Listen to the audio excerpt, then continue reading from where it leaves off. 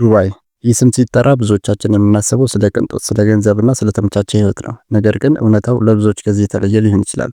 ምናልባትም አሁን ይህንን ቪዲዮ የምትመለከቱት አልጋችሁ ላይ ተኝታችሁ የሚቀጥለው ወር የቤት ኪራይ እንዴት ይከፈላል ወይም ቪዛዬ ሊያልቅ ነው ምን ይውጠኛል ብላችሁ የተጨነቃችሁ ይሆናል። እስቲ ዛሬ አንድ መራራ እውነት እንነጋገር። ዱባይ መጥታችሁ ጤናችሁ ተሟልቶ የመስራት አቅም እያላችሁ ስራ አጣው ብላችሁ ቤት ከተቀመጣችሁ እመኑኝ ችግሩ ያለው እናንተው ጋር ነው። አዎ እናንተው ጋር ነው። ይህንን ስላችሁ ልትናደዱ ትችላላችሁ። ነገር ግን እውነቱን ተጋፍጠን መፍትሄው ላይ እንድናተኩር ስለምፈልግ ነው። እድል በየሜዳው በፈሰሰባት ሀገር ስራ ማጣት የእድል ጉዳይ ሳይሆን ያካሄድ ችግር ነው። ታዲያ እንዴት ነው ያን እድል የምንለቅመው? ዛሬ ካሁን በኋላ ስራ አጣው ብላችሁ ማማረር የምታቆሙበትን በአጭር ቀናት ውስጥ ተፈላጊ ሰራተኛ የምትሆኑበትን 3 ወሳኝ ቁልፎች ይዤላችሁ መጥቻለሁ። እነዚህን መንገዶች ከተገበራችሁ ለውጥን በቅርቡ ታያላችሁ። ግን አንድ ቅድመ ሁኔታ አለኝ። እነዚህን መንገዶች ለመጠቀም መሰረታዊ የእንግሊዝኛ ቋንቋ ስኪል የግድ ያስፈልጋችኋል። ቢያንስ ራሳችሁን መግለጽ መቻል አለባችሁ። እሱን ከያዛችሁ ወደ ዋና ጉዳይ እንግባ። ወደ ስራ ዓለም የምትገቡባቸውና ህይወታችሁን የምትቀየሩባቸው 3 መንገዶች እነዚህ ናቸው። በጥሞና ተከታተሉ። የመጀመሪያውና ወሳኙ መሳሪያችሁ ጥሩና ማራኪ ሲቪ ነው። ብዙዎቻችን የምንሳሳተው እዚህ ጋር ነው። ዝም ብሎ የተጻፈው ወረቀት ስራ አይሰጠንም። በዱባይ ገበያ ተወዳዳሪዎች ስለሚበዙ ሲቪያችሁ እናንተን በደንብ የሚገልጽና አፕላይ ከምታደርጉት ስራ ጋር ተያያዥነት ያለው ክህሎት እንዳላችሁ ማስረዳት ይኖርበታል። ሲቪያችንን በሁለት አይነት መንገድ ማዘጋጀት አለብን። የመጀመሪያው በወረቀት ወይም ሃርድ ኮፒ። ይህ ወረቀት ላይ የታተመና እንዳይጨማደድ በፋይል ተያዘ መሆን አለበት። ይህ የሚያስፈልገው በአካል ሄዳችሁ አፕላይ ስታደርጉት የምትሰጡት ነው። በእጃችሁ ላይ የምትሰጡት ወረቀት የእናንተ ማንነት ይወክላል። ስለዚህ አቀራረቡ ወሳኝ ነው። ሁለተኛው ለኦንላይን ወይም ሶፍት ኮፒ። ይህ በተለይ ለኢሜል እና ለዋትስአፕ የሚሆን ነው። በአፕሊኬሽን ስራ ስታመለክቱ ሲቪያችሁ በዋትስአፕ ወይም በኢሜል መላክ ስለሚኖርባችሁ ሶፍት ኮፒ ማዘጋጀት ይኖርባችኋል።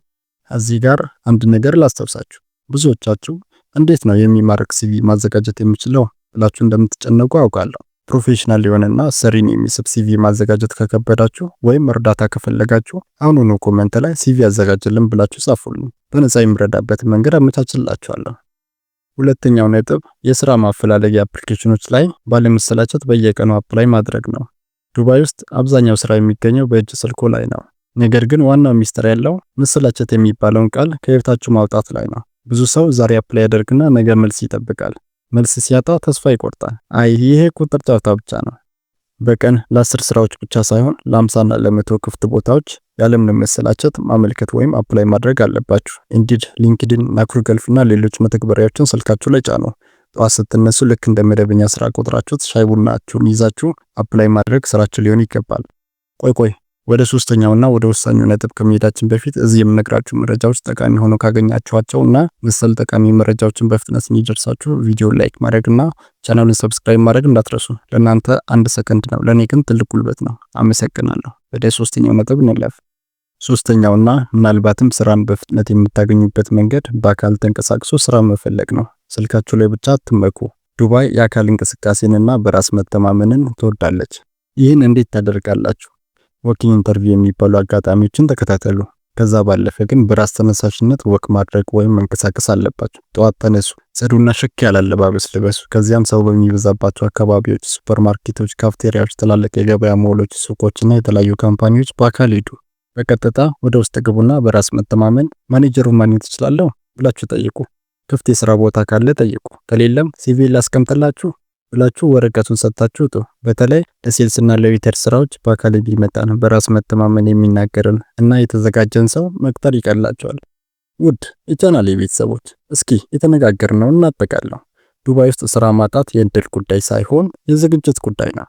ጥራት ያለው ሲቪ፣ ሃርድና ሶፍት ኮፒ አዘጋጁ። በየቀኑ ሳትሰለቹ ኦንላይን አፕላይ አድርጉ። ጫማችሁን አጥብቃችሁ በአካል እየዞራችሁ ጠይቁ። ስለዚህ ዛሬውኑ ወስኑ። ነገ ጀምራለሁ አትበሉ። ልክ ይህ ቪዲዮ እንዳለቀ ስልካችሁን አንስታችሁ አፕላይ ማድረግ ጀምሩ። ነገ ጠዋት ደግሞ በአካል ለመውጣት ተዘጋጁ። ቪዲዮውን እስከመጨረሻው ስላያችሁ ከልብ አመሰግናለሁ። ቀደም እንዳልኳችሁ ሲቪ ማዘጋጀት የሚከብዳችሁ ኮሜንት ላይ ጻፉልኝ። ይህ ቪዲዮ ለሌሎች እንዲደርስና ከጭንቀት እንዲወጡ ሼር በማድረግ መልካም ስራ እንስራ። ለቻናሉ አዲስ ከሆናችሁ ሰብስክራይብ በማድረግ ቤተሰቡ ነው።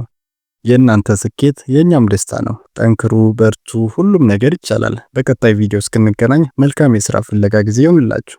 ቸር ይግጠመን።